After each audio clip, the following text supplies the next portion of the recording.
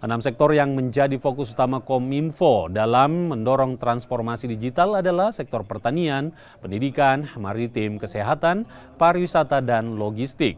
Sebagai langkah awal, Kominfo menggandeng Art Kearney dalam menyusun roadmap transformasi digital untuk sektor strategis.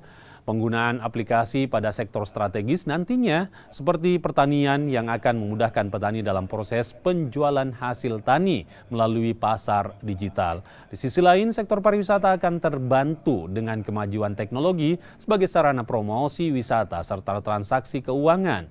Transformasi digital pada sektor strategis dilakukan untuk mencapai visi Indonesia Emas 2025.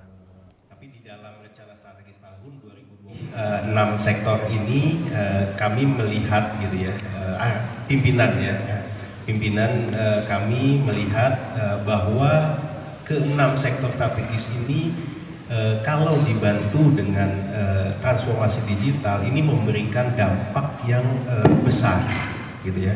Jadi memberikan dampak yang besar dan hasilnya itu besar gitu bagi masyarakat dan juga bagi pertumbuhan ekonomi.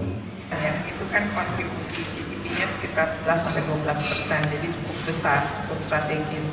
Juga dari sisi jumlah employment dan juga jumlah petani ya, dan juga dari sisi contohnya maritim itu juga cukup besar.